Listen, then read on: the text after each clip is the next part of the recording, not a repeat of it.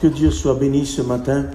La parole de Dieu dit en 1 Samuel 3, verset 1er, « Le jeune Samuel était au service de l'Éternel devant Élie, et en ce temps-là, la parole de l'Éternel était rare et les visions n'étaient point fréquentes. » Et puis nous sommes dans un temps, mes frères et sœurs, où le temps d'Élie sacrificateur est en train aujourd'hui, tout doucement, de se répercuter sur nous. Et nous avons besoin plus que jamais qu'il y ait des révélations comme il y a eu dans le temple avec Élie le sacrificateur. La Bible dit que dans le temps où Élie était là au service, non pas Élie le prophète, mais Élie le sacrificateur, c'était un temps où la parole était rare. Ça veut dire que la parole de Dieu n'était plus au milieu d'eux comme elle était. Et puis je ne parle pas de la parole de Dieu juste écrite, d'avoir des Bibles dans la main, d'avoir des Bibles chez nous. Et nous parlons de la révélation de la parole de Dieu. Et dans le temps d'Élie, il n'y avait plus de révélation. Les visions étaient peu fréquentes, la parole de Dieu était rare. C'est-à-dire qu'il servait sans, si vous voulez, le fondement vraiment biblique de la parole de Dieu. Comment peut-on servir sans que la Bible soit parmi nous comme elle doit être? Eh bien, il faisait dans ce système-là un travail, une habitude, une accoutumance, une religion. Ils s'étaient habitués à travailler sans que la parole de Dieu règne et dirige tout ce qu'ils faisaient.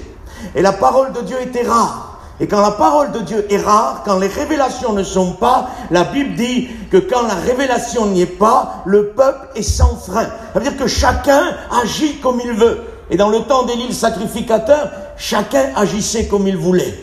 On se permettait, mes frères et sœurs, Église du Seigneur, on se permettait à l'entrée de la tente d'assignation de commettre des péchés incitables. Je ne peux même pas citer parmi notre peuple ce qui se faisait. Ophni et Phiné, les fils d'Élie, commettaient le péché à l'entrée de la tente d'assignation.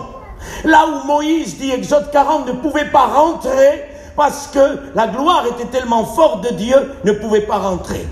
Parce que la parole s'est fait rare. Au temps d'Élie, on peut se permettre de commettre le péché là où Moïse ne pouvait pas rentrer. Je pense que si la parole de Dieu disparaît du milieu de nous, on se permettra de faire n'importe quoi sans remords de conscience. Ce qui nous tient, c'est la parole de Dieu. Ce qui nous tient, c'est la doctrine. La Bible dit, vous avez abandonné votre ancienne vie, votre cœur qui n'était pas pour Dieu. Et aujourd'hui, vous obéissez de cœur à la règle de doctrine. Et nous voulons ça, la règle de la doctrine dans notre vie. Rien d'autre que ça. Peut-être qu'on ne sera pas compris, les frères, dans les derniers temps. Et nous qui voulons garder la doctrine, peut-être qu'on ne sera pas compris. Peut-être qu'on sera rejeté par certaines dénominations qui nous diront, vous êtes anciens, vous êtes ci. Mais nous voulons garder la doctrine. Amen. Nous savons que dans notre mission, nous avons, si vous voulez, un fondement doctrinal remarquable. Ce que nos anciens ont payé et ont offert leur vie, et pour que cette doctrine soit là aujourd'hui, il faut que nous la conservions. Amen. Il faut que la nouvelle génération, qui aujourd'hui ne remplacera pas l'ancienne, mais qui va travailler en suivant, si vous voulez, les traces de nos anciens. On ne peut pas déplacer ce qui a été fait, et je pense qu'on ne peut pas moderniser non plus, excusez-moi. Il y en a qui disent, frère, il ne faut pas être ancien, il faut moderniser. Mais la Bible dit, ne vous conformez pas au siècle présent, mais soyez renouvelés par l'intelligence dans le Saint-Esprit. Je pense qu'on n'a pas besoin de renouveler quoi que ce soit, nous avons besoin de travailler avec ce que nous avions. La parole, le Saint-Esprit, et ça suffit. Dieu fait de grandes choses avec ça. Que Dieu soit béni. Aujourd'hui, on veut de la technologie, les gens veulent dire, frère, avec la technologie, tu touches l'Amérique, tu touches le Japon. Excusez-moi, il faut déjà toucher son foyer, toucher son voisin, et après on touchera l'Amérique. On a besoin de s'occuper, si vous voulez, de ce qui est autour de nous. Aujourd'hui, on veut toucher l'Amérique, mais le problème n'est pas l'Amérique. L'Amérique, Dieu a établi des prédicateurs pour l'Amérique. Mais pour la France, il y a des prédicateurs aussi. Puis dans notre mission, je le disais avant-hier, il y a des hommes de Dieu. Il faut juste laisser le Saint-Esprit, qu'il nous fasse passer ces hommes de Dieu. Il y en a qui préfèrent aujourd'hui écouter sur Internet des serviteurs du Pérou, d'Inde, là-bas, ne connaissant ni d'où ils viennent, n'ont pas de maturité pour voir si la doctrine est conservée. Puis les chrétiens, John, sont sur Internet, ils regardent ça, ils disent, nos pasteurs à nous sont un peu démodés. Si tu vois le pasteur de là-bas, comment il fait, comment il dirige, comment il prêche. Nous, on est peut-être démodés, mais on reste biblique. La parole reste vraiment l'essence même de nos vies. On ne peut pas être à la mode, excusez-moi. Parce que la mode, ce n'est pas la Bible. La Bible, c'est la Bible. Frère Jimmy disait, Un serviteur de Dieu ne peut pas être ancien ou moderne, il doit être biblique. Quelle vérité! On doit être biblique, un point c'est tout. Oui mes frères, il y a des plus jeunes, là on ne peut pas être comme les vieux de 70 ans. Moi je ne suis pas d'accord. Le serviteur de 25 ans comme le serviteur de 70 ans, c'est la même parole, c'est la même onction, avec des ministères différents. Mais nous avons besoin plus que jamais que la parole ne se fasse pas rare parmi nous, mais que la parole revienne puissamment parmi nous. Et ce matin, dans l'unité du Saint-Esprit, nous voulons que la parole de Dieu revienne. Nous voulons qu'elle bénisse nos cœurs, comme elle a béni nos anciens dans les débuts, dans le réveil. Il y en a qui disent, frère, ça c'était le réveil. Mais Dieu n'a pas changé. J'ai changé, tu as changé. Dieu n'a pas changé. Que ça soit le temps du réveil ou maintenant, la Bible prévoit que la fin d'une chose est mieux que son commencement. Et je pense qu'on est tous d'accord ce matin, entre l'Église et les serviteurs de Dieu, pour dire qu'on n'est pas loin de la fin. On ne peut pas fixer des dates, les frères. C'est pas vrai, les frères anciens. On n'a pas le droit. Mais on ressent que Christ revient. On ressent qu'il est là. Donc nous sommes plus proches de la fin que du début. Et la fin d'une chose est mieux que le commencement. Et quand tu lis la Bible, il y a un rétablissement, un renouvellement qui est appelé la pluie de l'arrière-saison, qui doit toucher l'Église de Dieu avant son enlèvement pour préparer l'Église de Dieu au prochain retour de Jésus-Christ. Que Dieu soit béni. Et c'est à travers la parole de Dieu que nous voulons faire ça. À travers l'onction, à travers le Saint-Esprit. Nous n'avons pas besoin de systèmes et de méthodes nouvelles. On n'a pas besoin de ça. La croix se suffit à elle-même. Oui, frère, mais il faut des systèmes avec les jeunes, avec ça. Non, non.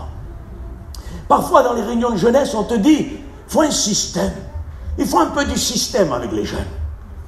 Quand je fais des réunions de jeunes, souvent, je dis aux jeunes, les jeunes, avant de prêcher, je dis, voyez, la parole de Dieu, c'est celle que j'ai fait le culte dimanche. Et je vais vous prêcher avec la même Bible. Merci, mon frère. Ça veut dire que ça soit pour les jeunes, pour les plus âgés, la parole, c'est la parole et on ne peut pas changer la parole. C'est la même parole. Et les jeunes n'ont pas besoin de système. Les jeunes ont besoin de venir à la croix. Amen. Et nous avons besoin de revenir à ça. Le temps d'Élie est un temps où la parole se faisait rare. Très rare, et que Dieu nous aide, que Dieu nous fasse grâce. Nous ne voulons pas que la parole soit rare, mais nous voulons que la parole revienne puissamment parmi nous. Et ce matin, j'aimerais le dire, moi le premier, Seigneur, que la parole revienne puissamment dans mon cœur. Je veux être passionné de la parole. Quand nous nous sommes convertis à l'évangile, nous étions passionnés de la Bible. Nous lisions le matin, à midi, le soir, dans la nuit. On se réveillait, on dévorait la Bible. Avec quelques années qui passent, on commence à la lire. Quand on prêche, on commence à la lire. De temps en temps, elle se remplit de poussière. Revenons, et pour moi, ça n'engageait personne, en plus qu'il y a des anciens parmi nous, j'engage personne, mais pour moi, je veux revenir à ça. Tu es prédicateur, tu prêches, et tu dis que tu veux revenir à la Bible, bien sûr. Ce n'est pas le pupitre qui m'empêchera la bénédiction. J'ai besoin, frère, que revenir à ça, que Dieu bénisse mon cœur et mon foyer pour que la Bible de nouveau soit le centre du foyer. Et quand la Bible sera le centre du foyer, quel résultat y aura-t-il? Ben, tout simplement le résultat que Christ sera pleinement parmi nous au milieu du foyer. La Bible dit, l'apôtre Paul dit, que la parole du Christ habite abondamment parmi vous. Que c'est magnifique. Parce que la Bible, les frères et sœurs, on le sait. C'est quoi la Bible? Jean 1. Il est dit, la parole était Dieu et la parole était avec Dieu. Et la parole a habité plein de nous, proche de nous, elle a été faite chair, elle a habité parmi nous. C'est-à-dire que la Bible, c'est la parole. La parole, c'est Christ. Amen. Et quand je lis la Bible, je lis le cœur de Dieu. Quand j'ouvre la Bible, je lis le cœur de Dieu. Ce n'est pas des écrits simples, ce n'est pas un livre de théologie ou un dictionnaire biblique. Non, c'est la parole de Dieu. Vous savez, aujourd'hui, il faut faire attention. Il y en a qui lisent plus des livres, des commentaires, que la parole de Dieu. Vincent, c'est quand même dramatique. Tu vois des gens parfois que leur prédication, leur vie chrétienne est basée sur une règle théologique de commentaires. Non, notre vie doit être basée sur ça. Parce que les commentaires modernes aujourd'hui, on doit y faire attention. On m'a donné un dictionnaire biblique il y a 1 an et demi de ça. Puis il n'y a pas longtemps là-bas, je l'ai ouvert, tiens, je l'ai ouvert, je suis tombé sur le mot Sodome. Et puis là, il expliquait la vie de ce qui se passait là. Et vous savez ce que le commentateur disait? que Dieu a jugé la ville et qu'il a jugé ces hommes qu'ils ne voyaient plus rien du tout. Ce n'est pas par rapport au péché de Sodome, c'est par rapport au manque d'hospitalité. Et qu'en réalité, Dieu ne frappait pas trop ce péché-là. Frère, où en sommes-nous? Imagine-toi que quelqu'un qui n'a pas de fondement biblique lit ça. Il se dit que Dieu ne condamne pas ce genre de péché. Alors que ouvertement, du livre de la loi à l'ancien, au nouveau, Dieu condamne ouvertement ce péché-là. Non, c'est l'hospitalité, le manque d'hospitalité. Vous vous rendez compte où on va? Et on veut de la théologie aujourd'hui. Nous avons besoin de révélation. Nous avons besoin de Christ, de sa parole. Où on va? Et aujourd'hui, c'est ce qui se passe dans la jeunesse. Comme dans parfois des personnes, ça fait de nombreuses années qu'ils lisent la Bible, se retournent sur des commentaires sur Internet et sur des livres. Et on met dans la main des chrétiens des livres. Parfois, j'ai vu des serviteurs, que des jeunes chrétiens qui venaient à l'évangile, qui venaient de se réveiller, qui étaient nés de nouveau il n'y a pas longtemps, on leur a remis un livre dans la main, et en disant, tiens, lis ça, ça te fera du bien. Ah, c'est ça qu'il faut remettre en main. C'est-à-dire, lis ça, que ça soit le livre de chevet, que ce livre, Moïse, ne s'éloigne point de ta bouche, nuit et jour. De ta bouche, non pas de tes yeux. Pourtant, on lit avec les yeux, mais la Bible, ce n'est pas une lecture, une nourriture, que Dieu soit béni. Et aujourd'hui, on est en train de voir que des livres, les dictionnaires bibliques, gèrent les prédications, gèrent la formation du message. C'est quand même le Saint-Esprit qui doit gérer tout ça. Amen. Et nous voulons tout ça. Et nous voulons conserver ça. Pourquoi croyez-vous que dans le livre de l'Apocalypse, qui est le livre de Révélation, Dieu nous avertit de ces choses-là? Parce que Dieu veut nous avertir de ce qui est en train d'arriver. Quand vous lisez, je lis avec vous, Apocalypse verset 1er, chapitre 1er, verset 1er, révélation de Jésus-Christ, que Dieu lui a donné pour montrer à ses serviteurs les choses qui doivent arriver bientôt. Et qu'il a fait connaître par l'envoi de son ange à son serviteur Jean. Celui-ci a attesté la parole de Dieu et le témoignage de Jésus-Christ, soit tout ce qu'il a vu. Heureux celui qui lit et ceux qui entendent les paroles de la prophétie et qui gardent les choses qui sont écrites, car le temps est proche. Amen. Que c'est merveilleux. Car le temps est proche. Et des paroles qui bénissent nos cœurs, ça. Une simple lecture nous rend heureux. Pour ça que la Bible dit ici, heureux celui qui lit. Amen. C'est-à-dire que le simple fait de lire la prophétie de la parole de Dieu, et non pas seulement le livre de l'Apocalypse, mais tout le contenu de la Bible, nous rend heureux. Car le temps est proche. À Pierre de dire, la fin de toute chose est proche. Soyez sobres et sages pour vaquer à la prière. Le mot sobre, vous savez ce qu'il est traduit par quoi? Se mettre au chômage. Qu'est-ce qu'il veut dire, l'apôtre Pierre, là? Il veut nous dire, écoutez, la fin de toute chose est sobre, mettez-vous au chômage pour un temps de l'activité intense et cherchez l'intimité avec moi. Parce que la fin de toute chose arrive. Oui, mes frères, alors il ne faut plus qu'on travaille, c'est pas ce que je veux dire. On ne peut pas travailler plus que ce qu'on est dans l'intimité.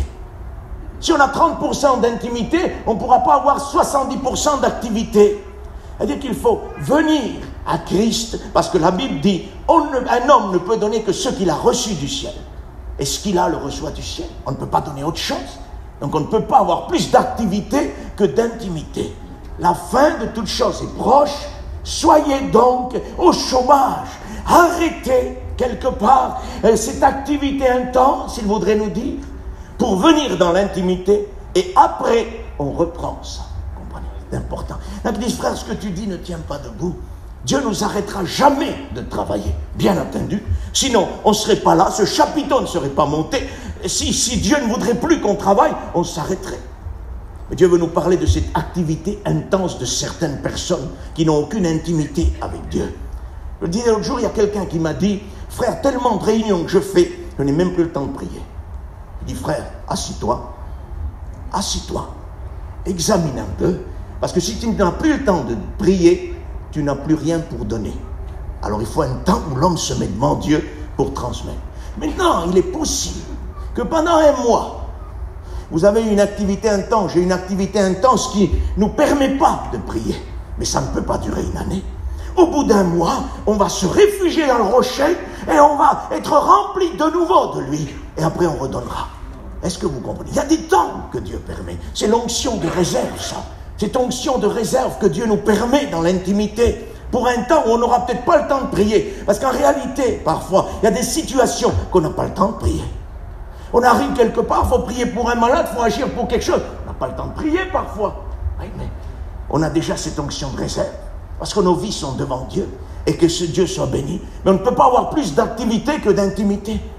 C'est l'intimité avec Christ que nous cherchons. Amen. Parce que le temps est court. Il va revenir.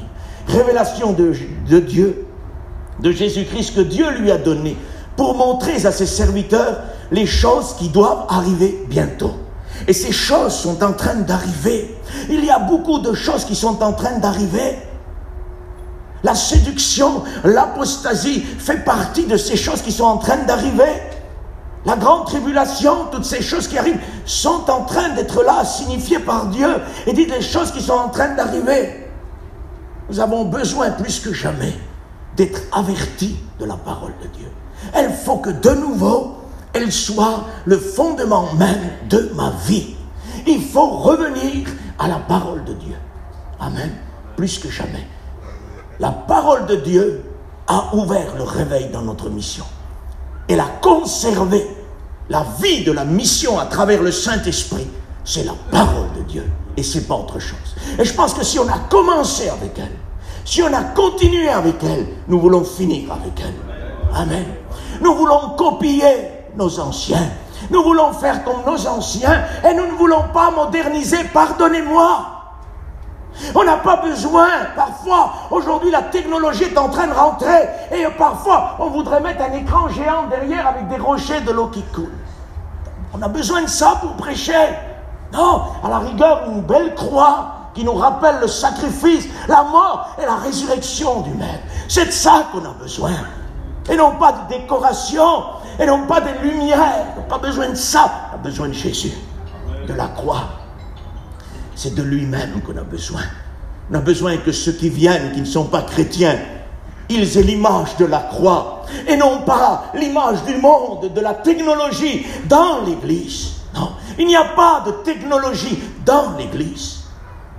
Dans l'Église, il y a une activité spirituelle. Il y a une onction de Dieu. Il y en a qui disent, frère, à travers les réseaux sociaux, il y a un gros travail qui se fait. Le plus gros travail qui s'est fait est à travers l'onction. En départ du réveil dans notre peuple et jusqu'à aujourd'hui, ce n'est pas les réseaux sociaux qui ont emmené l'état de ce que nous sommes aujourd'hui. Ce sont la parole de Dieu et le travail sous l'onction de Dieu. Aujourd'hui, on voudrait tout faire passer par les réseaux sociaux. Mais ça ne passera pas. Il faut que ça passe par là. Il faut que la Bible gère tout, de A à Z. Je suis l'alpha et l'oméga, le début et la fin, c'est lui. On a commencé avec lui, on finit avec lui. Et hors de question de continuer avec autre chose que lui. Il est tellement puissant, tellement bon, tellement rempli d'amour. Quand vous le voyez à l'introduction du livre de l'Apocalypse, il apparaît avec un visage glorieux comme le soleil en plein midi. Et il y a une ceinture qui n'est pas sur ses reins, elle est au-dessous là. Au-dessus là, vers la poitrine, dit la Bible. C'est l'image un peu du souverain sacrificateur de l'Ancien Testament. Mais la différence, c'est que la ceinture pour le souverain sacrificateur se trouvait à la place ici là, où on met une ceinture. Et pour Christ, elle est là, au niveau du cœur, au niveau de l'amour. Ça veut dire qu'avec le souverain sacrificateur, dans l'image des choses, de l'ombre des choses à venir, parce que toute la loi, tout le service lévitique était en train d'annoncer Christ. Et il voulait nous annoncer que la ceinture était ici, là. Elle libérait tout l'amour de Dieu. Elle n'empêchait pas que l'amour de Dieu sorte. Elle était là, en bas. L'amour était déversé par Jésus dans nos cœurs. Il disait qu'à un temps, quand Christ viendra, cette ceinture-là qui est basse permettra que tout l'amour de Dieu soit déversé par le Saint-Esprit dans l'Église. Mais ici, vous voyez que la ceinture est là. On dirait que Dieu voudrait dire, je suis comme empêché de déverser tout mon amour. Pourtant, si on reste sur ça, nous ne sommes pas doctrinales. Parce que la Bible dit que le Saint-Esprit répand dans nos cœurs l'amour de Dieu. Amen. Donc Dieu ne freine pas son amour dans le cadre de l'Église. Dieu, dans le cadre de l'Église, déverse totalement son amour. Alors pourquoi cette ceinture comme symbole que Dieu voudrait freiner? Parce que derrière ça, là, il vient la révélation de cette église. Et il y a des églises qui ne méritent plus que Dieu déverse tout son amour. Pergame, il y a le trône de Satan. Si vous voulez, à Laodicée, c'est une église apostate, où Dieu ne déversera plus tout son amour, mais un pourcentage d'amour pour les faire revenir à lui. L'église de Laodicée, il dit, si quelqu'un entend ce que je frappe, c'est toujours son amour, alors là, il faut qu'il ouvre la porte et que je rentre. Ça veut dire que, quelque part, quand un apostate endurci doit revenir, Dieu va frapper dans son cœur. Mais dans l'église de Philadelphie, c'est tout à fait différent. L'amour n'est pas retenu. L'amour est à 100% là-bas. Parce qu'il n'y a pas de réprimande à donner. Il dit, je viens bientôt, garde ce que tu as. Et là, l'amour est déversé. Mais dans certaines églises, là-bas où est le trône de Satan, là-bas où Antipas a été tué, l'amour de Dieu n'est plus déversé. Parce que Dieu ne jette pas les perles au pourceau.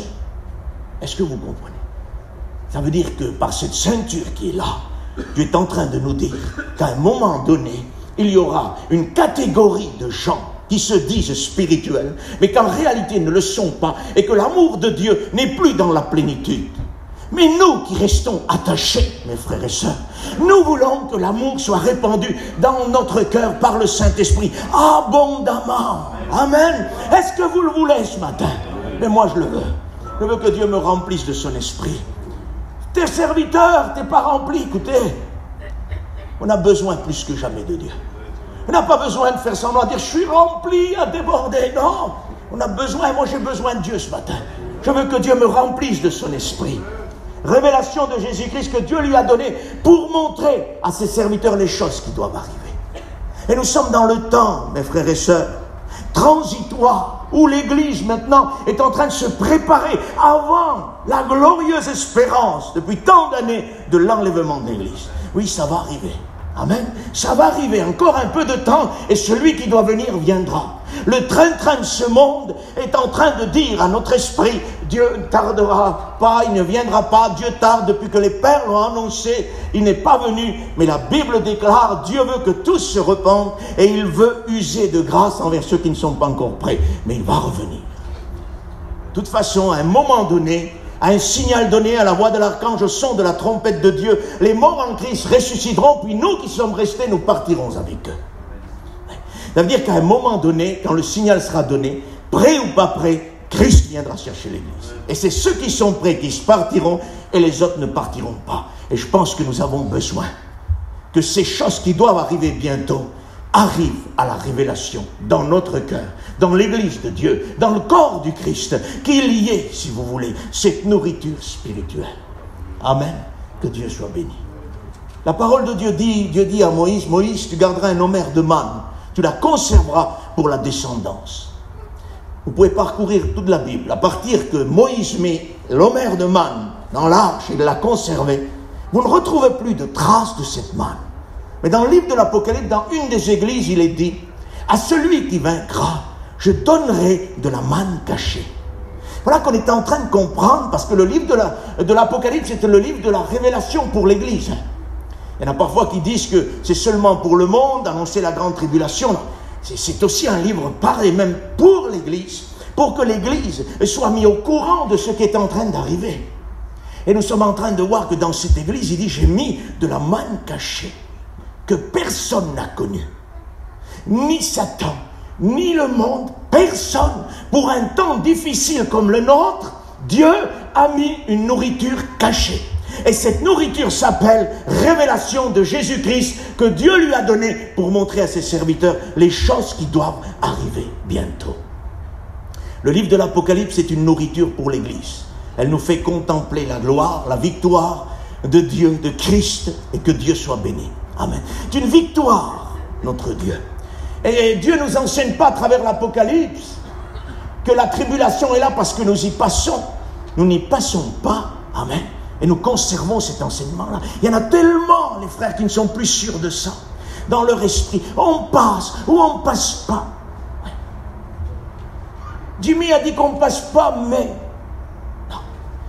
Avec tout le respect que j'ai pour cet homme, qui était un homme de Dieu, qui était notre enseignant, si Jimmy aurait trouvé autre part que dans la Bible, les frères, qu'on ne passe pas par la grande tribulation, et que dans la Bible, s'il n'y est pas, mais on ne l'aurait pas écouté. Parce que c'est lui-même qui disait, s'il y a quelque chose, les frères, que vous voyez qui ne correspond pas, vous le dites. Jimmy n'a pas trouvé ça par lui-même, il a trouvé là-dedans. Dans l'écriture, dans la parole. Et c'est pour ça que nous croyons fort, fort dans les ministères que Dieu a établis.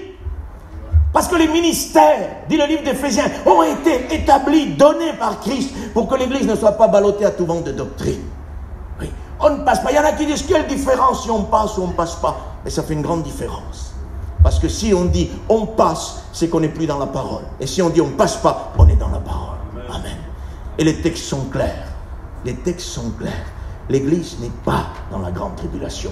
Nous allons bientôt partir. Amen. La Bible dit, chapitre 4.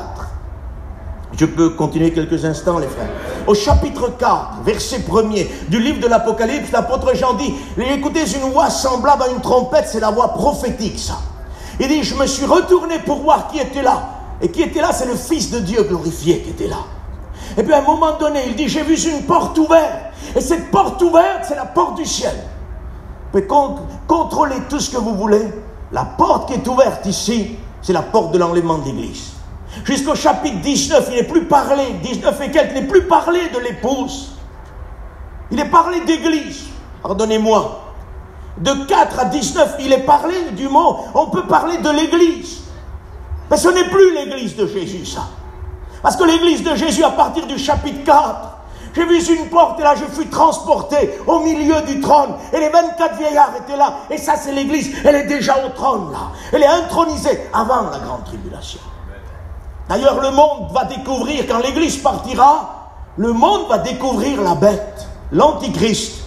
Mais nous, peuple du Seigneur, quand le monde va découvrir la bête, nous devant le trône, nous devons découvrir un agneau comme immolé. Le monde va découvrir la bête, mais nous allons découvrir l'agneau de Dieu. Nous sommes mis à la protection. Nous sommes mis aux côtés de Dieu. Et que Dieu soit béni. D'ailleurs, le conseil dans les 7 églises, et ça c'est une preuve irréfutable de la parole de Dieu, on ne peut pas enlever ça. Il est dit que celui qui a des oreilles écoute ce que le Saint-Esprit dit aux églises. Pendant les 3 chapitres où il parle aux églises, il dit, si quelqu'un a des oreilles, qu'il écoute ce que le Saint-Esprit dit à l'église de Jésus. À partir du chapitre 4, vous n'entendez plus ce discours-là. Mais vous avez un discours semblable à celui-là. En Apocalypse 13, il est dit comme cela, que celui qui a des oreilles écoute ce que dit l'Esprit. Mais plus à l'église, juste ce que dit l'Esprit. Ça veut dire que l'église n'y est plus. Il n'est plus question de parler. Elle est partie, elle est au trône. C'est maintenant les peuples qui seront là, ceux qui seront là dans la grande tribulation, que Dieu dans son amour a besoin encore de parler. Mais l'église ne sera plus là. Le mot église n'est plus cité. Église véritable. Il y a l'église de la bête, copie, qui est en train de copier. Les apostates qui seront là, et puis c'est pas le même sujet, on n'a pas le temps de parler ça. Il y aura des apostates qui seront là-bas dans la grande tribulation. Et à travers chapitres 17 et 18, on se rend compte qu'il y a une fausse église qui apparaît, mais la véritable. Celle qui est rachetée au sang de l'agneau. Elle est déjà au trône. Elle est en train d'être intronisée. Et bientôt, la salle des noces va s'ouvrir et nous allons rentrer avec lui. Amen. Quel voyage merveilleux. Quand nos enfants se marient, s'en vont en voyage de noces. Des voyages merveilleux aujourd'hui, surtout dans les îles, est-ce que tu veux. Mais là, c'est le plus beau voyage. Là. On ne peut pas faire mieux là. Le plus beau voyage, le voyage des noces de l'église, se passera dans la salle des noces divines du ciel. Amen. Et là, les anges seront là pour acclamer non pas seulement l'Église, mais le Christ qui a formé l'Église. Et le Père dira, c'est donc elle que tu as formée au prix de ton sang. Tu l'as purifiée par ta parole. Ça veut dire qu'elle doit revenir. Elle doit revenir, la parole. Et que Dieu soit béni, que Dieu soit glorifié. Révélation de Dieu que Dieu lui a donnée pour montrer à ses serviteurs les choses qui doivent arriver bientôt. Et ça, ce n'est pas un message qu'on va trouver dans Internet, ça ne marche pas. Il y en a trop aujourd'hui, excusez-moi. Ils sortent des écoles bibliques et ce qu'ils veulent, c'est prêcher l'Apocalypse. C'est bien, très bien. Prêche Bartimée, prêche Jean 3,16, prêche la croix, c'est très bien pour commencer. Oui, mes frères, voilà, Dieu m'inspirerait. On peut parfois être inspiré par soi-même. et non pas par Dieu. Parce que si un serviteur de Dieu, dans ses débuts, n'a pas le message de la croix, il passe à côté de son ministère. Parce que réellement, le ministère, où est la puissance, où est le fondement du ministère? C'est en Colossiens 2, où Christ dit qu'à la croix, il a dépouillé les principautés ténébreuses. Et si dans mon ministère, il n'y a pas cette puissance de la croix, je me fais dépouiller sur l'estrade. Je me fais dépouiller devant un démon, une possession. Je me fais dépouiller devant un malade. Mais parce que Christ dit qu'à Golgotha, il a écrasé et qu'il est monté au ciel et qu'il a donné des dons aux hommes par nos ministères, cette puissante victoire, le triomphe de la croix est dans ma vie. Mais si je ne veux pas prêcher la croix, il n'y a pas d'autorité. Satan n'a pas peur du beau discours. Satan a peur de la croix. Satan a peur de Jésus. Le sang de l'agneau fait fuir Satan. Et nous avons besoin qu'aujourd'hui, il revienne à ça. Aujourd'hui, c'est ça. Au plus beau message, au plus grand message, au plus beau révélateur de l'Apocalypse. Pourtant, quand j'écoute prêcher certains sur l'Apocalypse, ils ne font que de la lecture. Prêcher sur les chevaux d'Apocalypse, c'est bien. Ils te font la lecture et puis c'est tout. Ça ne sert à rien, je sais lire moi. Parce qu'on a besoin de cette révélation. Mais ce qu'on n'a pas compris parfois, et je n'engage pas les anciens quand je dis parce qu'on n'a pas compris, je veux dire à ces personnes que la maturité n'est pas encore, si vous voulez, comme elle doit être pour pouvoir prêcher un message de cette manière-là. C'est qu'on n'a pas compris que c'est que le message de l'Apocalypse n'est pas un message qu'on cherche, qu'on prépare, c'est un message de révélation. C'est-à-dire qu'on le reçoit, on ne le reçoit pas. Un point, c'est tout. Alors, on peut l'enlever de nos Bibles. Pas du tout, la Bible dit heureux celui qui lit. Il n'est pas heureux celui qui lit, qui prêche l'Apocalypse. Heureux celui qui lit. Le fait que l'Église lise l'Apocalypse la rend heureuse, la bénit. Mais ce n'est pas parce qu'on lit l'Apocalypse qu'on va automatiquement prêcher l'Apocalypse. Nous sommes ici dans des choses, si vous voulez, qui ressemblent un peu au monde. Nous voulons avoir un grand message, un grand nom et tout ce que vous voulez. Nous n'avons pas besoin de ça. Nous sommes des frères, des sœurs qui travaillent dans l'unité du Saint-Esprit et on n'a pas besoin d'autre chose que ça. Le livre de la Révélation est un livre qu'on reçoit. C'est tout. La parole de Dieu nous dit qu'à la résurrection de Jésus, une femme va venir annoncer la résurrection de Jésus. Et Pierre et Jean vont sortir et ils vont courir au tombeau. Jean va courir plus vite que Pierre. Peut-être qu'il est plus jeune, je ne sais pas. Peut-être qu'il est plus agile. Peut-être qu'il est plus agité, j'en sais rien. Il arrive le premier au tombeau, Jean. Il arrive le premier. La Bible précise. Il ne rentra pas dans le tombeau parce que selon les Écritures, il ne comprenait pas que le Christ devrait ressusciter. Donc quand on est jeune, le fougue de la jeunesse, la rage de la jeunesse, nous fait courir plus vite que les anciens. Et quand on se trouve devant l'impossibilité, on est obligé de se rendre compte, les frères anciens, qu'il faut faire stop pour attendre l'ancien Pierre qui arrive. Et là, Pierre, la Bible dit, n'hésite pas un instant, il rentre lui. Parce que lui, il avait compris que selon les Écritures, il doit ressusciter. Amen. Alors regardez bien la similitude de la parole de Dieu. Au tombeau là-bas, Jean court à la révélation. Il veut savoir ce qui se passe. Mais la révélation ne lui est pas révélée. Dans l'île de Patmos, il se trouve à Patmos, il est en train de prier. Et puis là, c'est plus lui qui court à la révélation, mais c'est la révélation qui vient à lui. Et derrière lui, la révélation, il dit, tourne-toi. C'est-à-dire que la révélation, c'est pas vous qui allez vers elle, c'est elle qui vient vers vous. Amen. Et dans un ministère, si Dieu veut révéler, il révèle. S'il ne veut pas révéler, la parole est là pour que nous prêchions l'évangile et que nous ne cherchions pas des révélations. Elle vient ou elle ne vient pas. Ouais. Frère Jimmy disait, excusez-moi, j'utilise toujours ce que j'ai appris. J'honore ce que j'ai appris. Il disait, entre une révélation et une déviation, il n'y a qu'une virgule qui sépare. Et c'est ce qui est arrivé à beaucoup.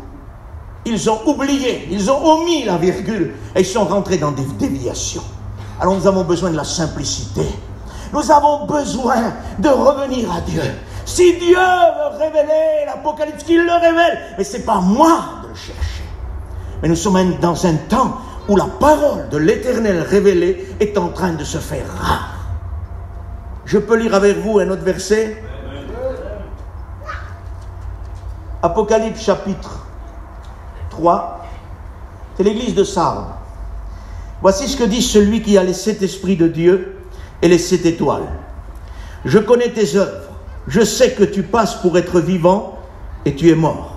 Sois vigilant, affermis le reste qui est près de mourir, car je n'ai pas trouvé tes œuvres parfaites devant mon Dieu. Rappelle-toi donc comment tu as reçu et entendu la parole, garde-la et repens-toi. Si tu ne veilles pas, je viendrai comme un voleur, et tu ne sauras pas à quelle heure je viendrai te surprendre. Tu as cependant quelques hommes qui n'ont pas souillé leurs vêtements, et ils marcheront avec moi en vêtements blancs, parce qu'ils en sont dignes. Celui qui vaincra sera ainsi revêtu de vêtements blancs, et je n'effacerai point son nom du livre de vie, et je confesserai son nom devant mon Père et devant les saints anges. Amen. L'église de Sardes. Là-bas, c'est l'Ancien Testament. Il y en a qui disent, frère, c'est l'Ancien Testament. C'est pas pour nous, ça. Oui.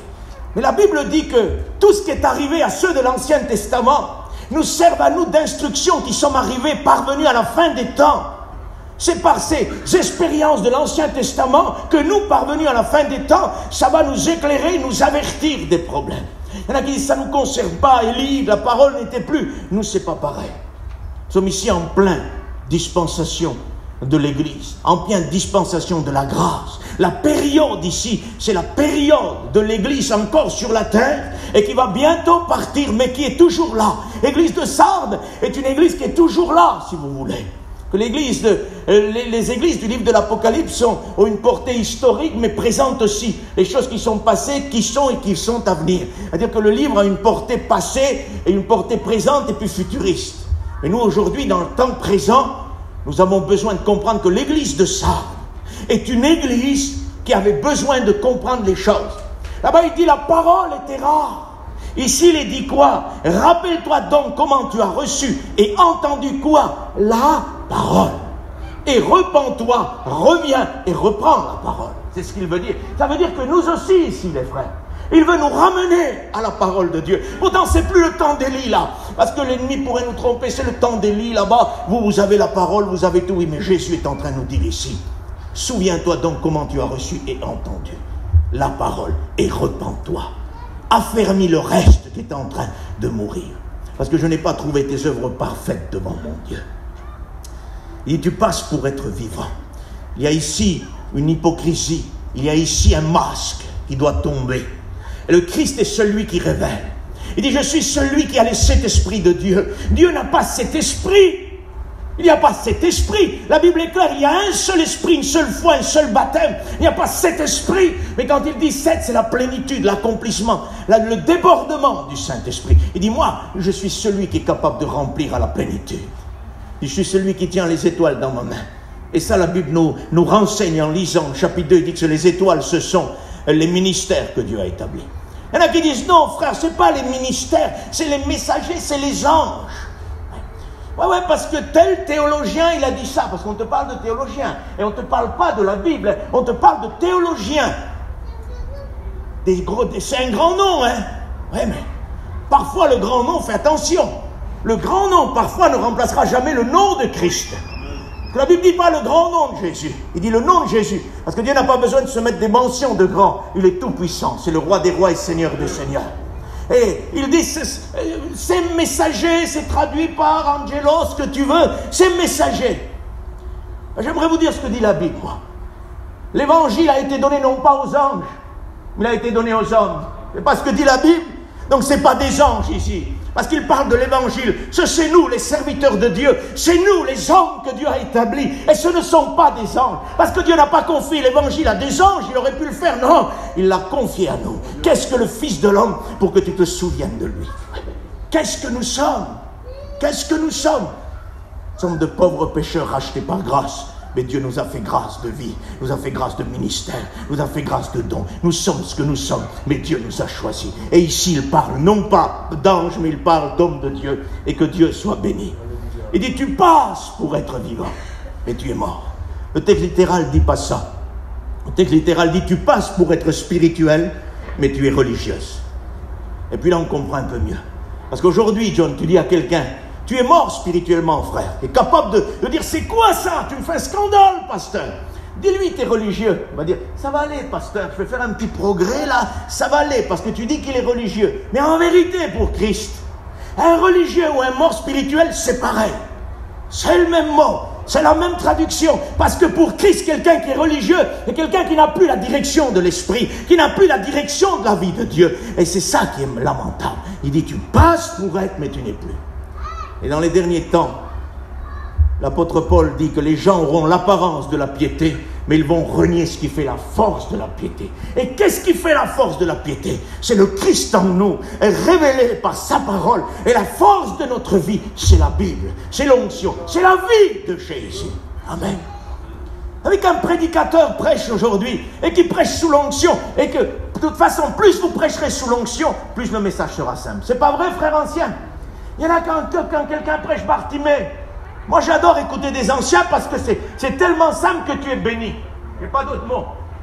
Oui, mais c'est pas lui. Il a prêché que Bartimée. Il a prêché, Vincent, que Jean 3,16.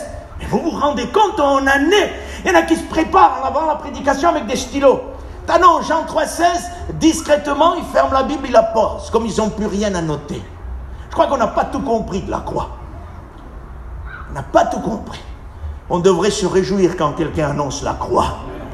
Et que dans nos évangélisations, il y ait plus la croix, le Christ, Bartimée, Jean 3,16. Quand tu as des étudiants parfois, ils te disent, Dieu ne m'inspire plus d'évangéliser. Il veut que j'exhorte. Moi j'ai dit, le jour où j'ai un étudiant, et qui ne veut pas prêcher Jean 3,16 et Bartimée, je ne suis pas plus qu'un autre, Vincent, mais je dis, reste assis, quand tu seras prêt, tu te lèveras, tu prêcheras la croix. C'est ce qu'on a besoin. Mais oui, c'est la base. On ne peut pas prêcher la croix. Il faut faire autre chose. Reste chanteur, reste diacre. Mais si tu n'es pas prêché, tu n'es pas prêt à prêcher la croix, tu n'engages pas. La croix, c'est la base fondamentale. Quand la croix est prêchée dans les évangélisations, René, souvent je le dis à mon fils, quand j'écoute la croix, j'ai envie de me redonner à Dieu. Mon fils, il dit, t'es pas ça devant les gens, ils vont croire que t'es pas né de nouveau. Je dis, non, c'est l'impact qui attire, l'impact de la croix qui nous attire, la vie du salut. T'as envie de sauter du ciel, je dis, donne-moi Seigneur, ta vie, j'ai besoin de toi. Et parfois, dans les réunions d'évangélisation, tu écoutes les études de Gien. Parce qu'ils descendent de Gien et ils te reprêchent les mêmes études. Et quand ils te font grâce de ne pas imiter Jimmy ou un autre, parce que quand ils commencent à imiter quelqu'un, c'est de la poudre au nez, ça. Tu ne peux pas résister. Ça se voit, Bougnoul, c'est pas vrai. Vous êtes des anciens, vous le savez, je le sais, on le voit. C'est de la poudre. Tu ne peux pas résister, ça. Parce que ça sent mauvais, la copie. Et la Bible dit, dehors les magiciens. Et quelqu'un qui copie est un magicien. Il fait croire que c'est son ministère. Est-ce qu'il a reçu? Non, pas du tout. Il ne peut pas imiter. Dieu est trop riche pour qu'il donne 2 ministères pareils. Tu as 2 évangélistes. C'est vrai, ces 2 évangélistes, mais leur ministère, ça sera différent. La qualité personnelle de chacun. Il y en a qui disent, si c'est toi qui prêches ou moi, c'est pareil. Pas pareil du tout. Si tu es pasteur, si l'évangéliste, si on a besoin d'un évangéliste, il faut que l'évangéliste prêche. Si on a besoin du pasteur, il faut que l'évangéliste, il donne au pasteur. Et que Dieu soit béni. Que Dieu soit glorifié. Ici, à l'église de Sardes, nous sommes en train d'écouter Dieu, et puis je vais essayer de raccourcir, donnez-moi quelques minutes. À Sardes, ici, on a besoin de revenir à la parole. Parce que la parole, ici, n'était plus révélée. Il y avait des Bibles en grand nombre écrites, ici à Sardes. Mais Dieu dit, je te parle de la parole révélée, comme avec le temps d'Élie où la parole était rare. Et à cause qu'elle était rare, on se permettait tout. Aujourd'hui, nous savons que chacun se permet beaucoup de choses qu'on ne devrait pas se permettre. Parce que la Bible enseigne qu'on ne doit pas faire ces choses. Oui, mais l'autre le fait. Pourquoi pas moi? Mais parce que toi, la Bible te parle. Si tu es chrétien, c'est la parole. Et ton modèle, c'est pas l'homme, c'est Dieu. C'est pas ainsi, les frères. On a dit de Jean, il y a un disciple qui demandait, et lui, qu'est-ce qu'il en sera de lui? Jésus a dit, tout, lui là, si je veux qu'il demeure jusqu'à ce que je vienne, cela m'importe, mais toi, suis-moi. C'est-à-dire, occupe-toi de moi, occupe-toi pas des autres. Regarde ta vie avec Christ. Parce que devant le tribunal de Christ, ce n'est pas les œuvres des autres qui seront mises, c'est tes œuvres à toi. C'est mes œuvres à moi. Donc nous avons besoin plus que jamais de revenir puissamment avec cette parole. La parole de Dieu. Repens-toi. Et reviens, et souviens-toi. Le monde te dit moderniste, sois avant-garde. La Bible dit reviens en arrière. Reviens en arrière. Que Dieu soit béni. Ouais. C'est pas le temps de faire asseoir nos anciens, moi je m'excuse. Les anciens peuvent nous dire, on est fatigué, on a... Ouais, mais les frères, on a besoin des anciens. Et on a besoin de vous. C'est pas le temps de vous faire asseoir. C'est le temps que Dieu puisse de nouveau établir ce qui était ancien maintenant parmi nous. Parce que ça disparaît. Que tu le veuilles ou non, ça disparaît. Ça disparaît. On est capable parfois de faire laisser asseoir un ancien parce qu'on pense que l'ancien, ce qu'il portera, est trop ancien. Ah, je suis désolé. Il faut rester avec les bornes anciennes. Tu ne déplaceras pas une borne ancienne. Et on n'a pas le droit de déplacer. Ça se fait pas. Ben oui, mais pourtant on le voit aujourd'hui. Parce qu'en réalité, on voit beaucoup de choses. Mais on fait semblant qu'on ne voit pas. Et on dit, Ginda, non, il ne l'a pas fait exprès. Ou chez nous, chez les Roms, on dit, Mila, pas fait exprès. Tu parles qu'il n'a pas fait exprès. Quand on est un homme de Dieu, quand on a un ministère, le Saint-Esprit nous donne à gérer les choses. Après, on peut se tromper, pas de souci. Mais attendez, au point de se tromper et au point de mettre la Bible en deuxième position, c'est tout à fait autre chose, ça. J'ai le droit de me tromper, excusez-moi, ça peut arriver. Mais quand j'ai mis la Bible en deuxième position, par rapport à ma vie, ma personnalité, peut-être ma tradition, mes coutumes, ça ne marche plus. Et aujourd'hui, tu as des gens qui travaillent avec leurs coutumes. Je le dis souvent, les frères. Je suis Rome, René. Et si je dois laisser certaines coutumes des Roms, je ne peux plus prêcher l'évangile. Alors je dois faire un choix. Je prêche ou je m'assois. C'est tout. Tu veux garder les coutumes Roms, fais. Ben, assis-toi. Pas obligé que tu prêches, un autre l'autre fera, et pas irremplaçable. Ça. Parce que le problème, c'est ça. Il y a d'autres chez moi qui concordent avec la Bible, ça. Mais gloire à Dieu. Je les garde. Chez vous, c'est pareil, les frères. C'est pareil. Et puis, c'est pas que vos coutumes sont moins honorables que les nôtres, ou les miennes plus honorables. C'est deux peuples différents. Mais quand on est dans le Christ, il n'y a plus de Grecs, il n'y a plus de Juifs, il y a un seul corps en Christ. Et que c'est bon quand on ressent ça, et cette unité de travail, c'est merveilleux. Là, on revient sur l'enseignement des anciens. Parce qu'aujourd'hui, t'entends, c'est les voyageurs, c'est les Roms, c'est les Catalans, c'est les Espagnols. Ouais, il est temps de s'arrêter avec ça. Il est temps de revenir à l'unité. Il est temps de revenir à l'unité. Et que Dieu nous bénisse ensemble. Écoutez, il y a des ministères chez les voyageurs, c'est les manouches exceptionnels. Il y en a chez les Roms, il y en a chez les Catalans. Il y en a dans tous les peuples. Alors unis, frère, on va travailler avec ça. Sinon, on se prive des ministères. Eh oui, parce que moi, si je suis que Rome, René, ben ton ministère, il passera jamais chez moi. Puis c'est dommage parce que Dieu a donné un ministère aux frères. Et puis si le frère, pardonne-moi René, je sais bien que c'est pas comme ça, il dit fais il est Rome, ben voilà, il a ses Roms, il a qu'à travailler là-bas. Ben je passerai jamais chez lui, et vice versa avec les autres frères. C'est pas évangélique, c'est pas biblique. Je pense que, ben on doit oublier ce que nous sommes. Hein? Je pense que quand on se convertit à l'évangile, l'identité raciale va mourir à la croix. Il n'y en a plus. On aime nos frères, de toute race qu'elles sont. On aime nos frères parce que nous sommes frères en Christ. Amen. Repens-toi, donnez-moi quelques minutes et on va finir. Repens-toi et reviens à la parole. Ça veut dire que si elle ne revient pas à la parole, elle ne partira pas avec Dieu. Parce qu'il est dit, rappelle-toi, souviens-toi, parce que si tu ne le fais pas, je viendrai te surprendre comme un voleur, et tu ne sauras pas à quelle heure je viendrai te surprendre. Et l'effet de surprise n'est pas pour l'Église de Dieu. On n'est pas surpris, frère. Je ne suis pas surpris. Tu n'es pas surpris, les chrétiens ne sont pas surpris, logiquement. On attend le Seigneur, on est prêt à l'attendre. Mais quand on est surpris, ça veut dire qu'on ne l'attend plus. Ça veut dire que la parole ne nous ramène plus à cette révélation du temps d'aujourd'hui. Et on est surpris. Je viendrai te surprendre. Thessaloniciens 5 dit, quand les hommes diront paix et sûreté, alors une ruine soudaine s'abattra sur eux et les surprendra, pardonnez-moi l'expression, comme surprennent les douleurs la femme qui doit les donner naissance. Ça veut dire subitement, parce qu'ils ne tentent personne, ils ne sont pas prêts à recevoir Dieu. Mais nous qui sommes l'Église, nous qui sommes l'épouse de Dieu, nous sommes prêts, nous l'attendons. Amen. Mais ici, il y a des personnes qui ne l'attendent plus à ça. Et Dieu dit, il faut que tu reviennes à la parole de Dieu. Amen. Repens-toi. Et puis j'aimerais vous dire que si elle ne se repent pas, elle devient Laodicée. Et Laodicée, Seigneur frappe, il dit, parce que l'amour de Dieu est grand. Hein. L'église d'apostates, si c'était moi, j'aurais dit, ils ont apostasié, ben, qu'ils restent là-bas. Mais l'amour de Dieu n'est pas mon amour. Hein. Lui-même, pour un apostate, il dit, si t'entends, ouvre, je veux rentrer avec toi. Je veux renouer la communion. Je veux de nouveau que tu sois remis où tu étais. Et si Sarre ne se repent pas, elle devient Laodicée. Parce que la Odyssée ne part pas au chapitre 4. La Odyssée, la 7e église, dans une 7e position. Et là, elle n'est pas mise en 7e position parce qu'elle est pleine de Dieu. Elle est mise en 7e position parce qu'elle est remplie d'apostasie.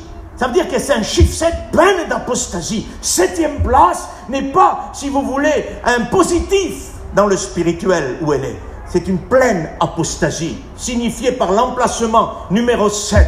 Pleine apostasie, rejetant le Christ. Elle chante, elle prêche, elle témoigne. Jésus frappe, il est dehors, il dit laisse-moi rentrer. Jusqu'à quand vous chanterez? Jusqu'à quand vous témoignerez? Et moi je suis à la porte. Je peux prendre quelques minutes les frères et je vais m'arrêter. J'étais à Paris, j'étais en train de faire une mission. Et puis je devais faire le culte le matin. Puis je chante les cantiques comme on fait.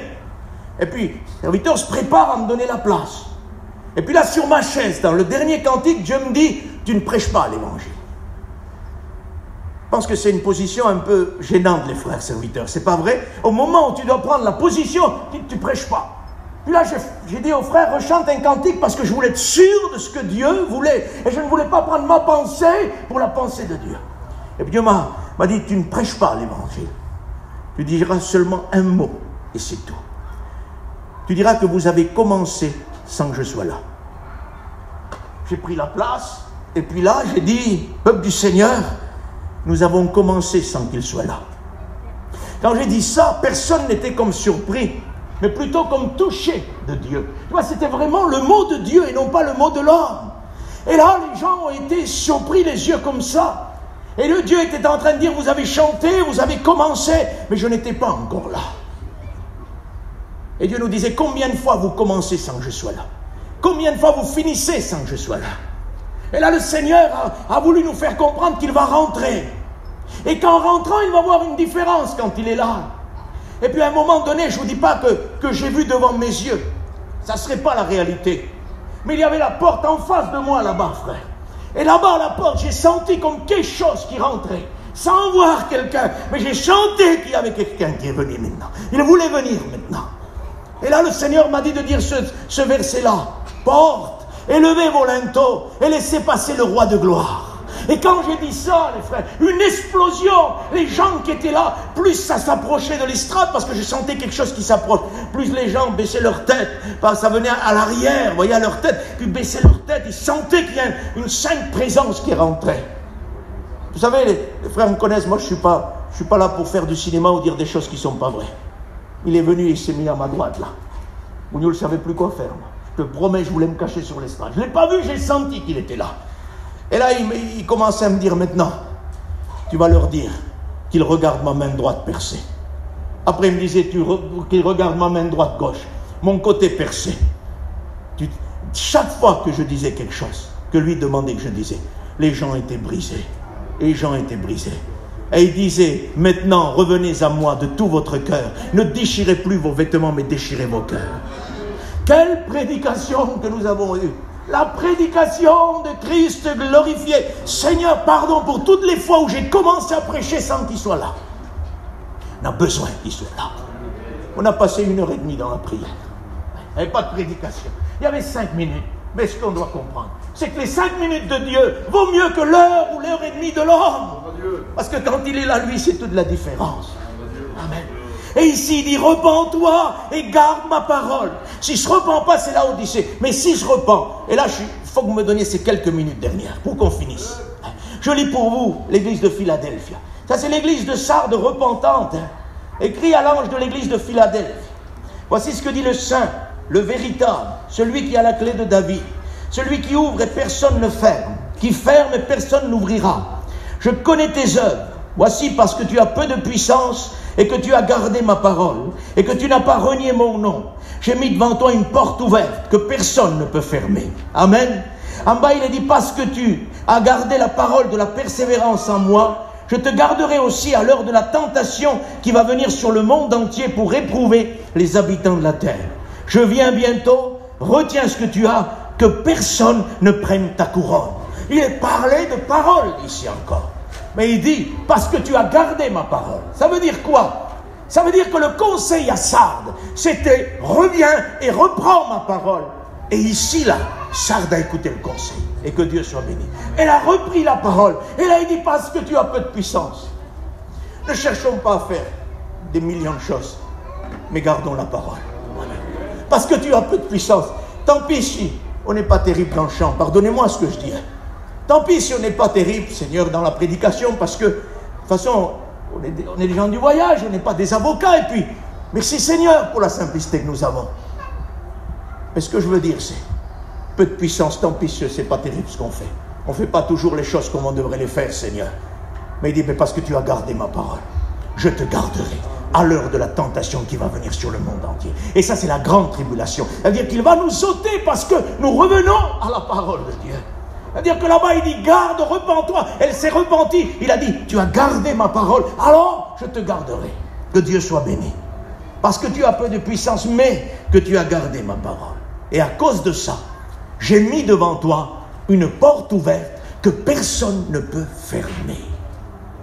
Et ça, la porte ouverte, si vous contrôlez les dictionnaires théologiques et ce que vous voulez, on va chercher les portes dans l'Ancien Testament là-bas. Avec Néhémie, à chaque fois qu'on trouve une porte, il essaye de la trouver là-bas. Ouais, mais quand tu lis la Bible, tu ne vas pas si loin que ça. Tu vas juste en chapitre 4, verset 1er. J'ai mis devant toi une porte ouverte. Et cette porte ouverte, il dit, j'ai vu une porte ouverte. Il dit, j'ouvre la porte, et il dit, je l'ai vue, la porte. Amen. Elle n'est pas si loin que ça. Elle est en chapitre 4. Que Dieu soit béni. J'ai mis devant toi une porte ouverte. C'est la promesse. Si on garde la parole, il met une porte ouverte. Et cette porte ouverte, j'en l'ai vue. Et je vais la voir. Et nous allons la voir. L'épouse va voir bientôt cette porte ouverte. Et que Dieu soit béni. Et là, à travers cette porte, et je vais finir avec ça, les frères. À travers cette porte-là, derrière cette porte, il n'y a plus rien de terrestre. Il n'y a que du divin. Il n'y a que de la gloire. Il y a de la sainteté. Parce qu'à Philadelphie, il dit, voici le saint et le véritable. La sainteté, la vérité est rétablie à travers la parole de Dieu. Et là, le ciel s'ouvre. Et là, on se trouve devant le trône de Dieu. Alors, j'aimerais vous dire quelque chose, moi. On a commencé avec la parole. J'y étais pas, moi, dans le commencement. Mais plusieurs de nos frères anciens, ils étaient dans le commencement, qui sont ici. Nous, nous n'étions pas. Mais en tout cas, on rattrape la course avec nos frères anciens. Ils ont commencé, nous continuons avec eux et nous allons finir avec elle. Elle va m'accompagner jusqu'au ciel, la parole de Dieu. Est-ce que vous êtes d'accord? Il faut qu'elle nous accompagne jusqu'au trône de Dieu. On dira, fait, ça ne rentre pas dans le ciel, ça, ben justement. Je finis avec ça. Et ça, c'est merveilleux, les frères et sœurs. Il faut comprendre que la révélation de la parole est merveilleuse. Et que cette parole écrite, parce que la parole était Dieu, et la parole est venue habiter parmi nous. Ça, c'est le Christ, ça, qui s'est dépouillé de sa gloire visible et il est venu se faire parole, incarner le Verbe, pour que nous soyons enseignés, sauvés, bénis par cette parole-là. Alors, je vais finir avec elle. Pas vrai, Bougnoul? On va finir avec elle. On va aller jusqu'au bout, jusqu'au trône avec elle. Et au trône, qu'est-ce qu'on en fait? Voulez-vous qu'on le voit? Et je m'arrête, je vous le promets. Vous savez ce qui se passe au trône? Chapitre 4, verset 1er, je fus saisi, je fus au trône. Il y a 24 vieillards. Et Jean fait partie des 24 vieillards. Parce que les 24 vieillards, c'est l'église de Christ. Mais Jean, pour que nous soyons, nous, enseignés, pour que la parole, si vous voulez, arrive à nous, il est un peu mis de côté, il voit les 24 vieillards. Il fait partie des 24 vieillards, et je fais partie, tu fais partie des 24 vieillards qui sont au trône là. Il dit qu'il y avait des vieillards, 24 vieillards sur des trônes. Ils sont en train de trôner, de régner. Ce n'est pas une usurpation. Christ leur a dit, vous serez sur des trônes et vous régnerez avec moi. Ça veut dire que c'est ce que Dieu a donné. Et voilà que là, à un moment donné, Jean va beaucoup pleurer, mes frères et sœurs. Et vous savez pourquoi il pleure beaucoup? Parce qu'au moment où il pleure beaucoup, ce qu'il voit devant ses yeux, c'est Dieu le Père sur le trône, c'est la cohorte angélique, c'est la puissance du Saint-Esprit, mais il manque quelque chose là. Il manque la parole. Il manque Christ. Il n'est pas là pour le moment. Et il pleure beaucoup. Et il y a de quoi pleurer si Christ n'est pas dans une salle. Il y a de quoi pleurer si Christ n'est pas dans un foyer. Il y a de quoi se lamenter. Mais là, une voix majestueuse, à travers la maturité des 24 vieillards, qui dit ne pleure point, car le lion de la tribu de Juda a vaincu, il a rompu les sceaux. Et lui, il peut venir rompre les sceaux. Et là, dans la salle du trône, il rentre un lion, normalement. Parce qu'on a annoncé quand même un lion. Et voilà que Jean ne voit pas un lion. Il voit un agneau de Dieu. Et il y en aurait à dire sur l'humilité. Parce que parfois, on rentre dans les salles comme des lions. avec une certaine autorité. Excusez-moi le mot, poitrine en l'air, c'est moi, c'est toi. Ouais. Jésus est rentré dans la salle du trône, non pas comme l'apparence du lion, mais il est rentré comme l'apparence de l'agneau. Alors avant d'avoir l'onction et l'autorité du lion, il faut avoir le cœur de l'agneau. Et là, Jean ne pleure plus. Parce que John, si le Christ est rentré, c'est pas la peine de pleurer. Il n'y a plus de sujet de pleurs. Parce que lui-même essuiera les pleurs, essuiera les larmes. Il n'y aura plus rien. Parce qu'il est là, tout se rétablit. Et là, il ne pleure plus. Et là, les 24 vieillards, et on va s'arrêter, je vous le promets avec ça. Les 24 vieillards nous rappellent ce que nous avons là. Parce que la parole de Dieu dit dans Job, Job dit, je prendrai tes écrits et je les porterai sur mon épaule, et je les porterai sur mon épaule comme quelque chose qui me pousse. Et il rajoute, je prendrai tes écrits et je les poserai sur ma tête comme une couronne. Pardonnez-moi, mais la parole de Dieu est une couronne sur la tête de l'Église. Amen. Et qu'est-ce qui couronne les 24 vieillards? C'est la parole de Dieu. C'est ce qu'ils ont, c'est cette couronne-là. L'apôtre Paul dit, j'ai combattu le bon combat, j'ai gardé la foi, j'ai gardé la doctrine, et à cause de ça, le Seigneur me donnera la couronne céleste. Oui. À cause qu'il a gardé ça. Et non pas seulement à moi, mais à tous ceux qui auront aimé son avènement. L'Église est couronnée, voyez ça. Excusez-moi, c'est sur ma tête ça. C'est sur notre tête, les frères. C'est la parole qui fait de nous un roi. Enlevez la parole d'un chrétien, il n'est plus roi et sacrificateur. Enlevez la couronne d'un ministère, il n'est plus ce qu'il était. C'est la couronne de la parole de Dieu. Parce que Job dit que la parole est une couronne sur sa tête. Alors regardez ça. Les 24 vieillards, quand ils voient rentrer Jésus-Christ, l'agneau de Dieu, ils vont descendre de leur trône, ils prennent leur couronne, et ils les jettent aux pieds de l'agneau. Et ils disent à toi la puissance, la gloire, la richesse et l'honneur au siècle des siècles. Ça veut dire quoi? Mes frères et sœurs, on finit avec ça, je vais prier. On a commencé avec elle, on continue avec elle, et on va finir avec elle. Oui, on va finir avec elle. Mais j'aimerais vous dire, avec tout le respect que j'ai de l'écriture qui est en bas sur la terre, Renée, quand je serai devant le trône, elle va m'accompagner jusqu'au trône, elle. Et je vais rentrer couronné par la parole de Dieu. Parce qu'ayant gardé la doctrine, ayant gardé la parole, je vais rentrer couronné.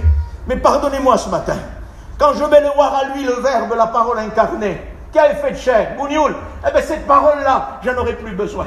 La parole écrite, j'en aurai plus besoin. Parce que la parole incarnée sera devant moi. Et là, je prendrai cette couronne et je la jetterai aux pieds de Jésus. Je dis, Seigneur, maintenant, j'en ai plus besoin. J'ai gardé la parole. J'ai gardé la doctrine jusqu'à maintenant. Mais maintenant, je ne risque plus rien. Tu es devant mes yeux, Seigneur. Alors, la voilà, elle te revient. C'est ta gloire. Amen. Amen. On va prier, vous le voulez ce matin. Ah, Seigneur.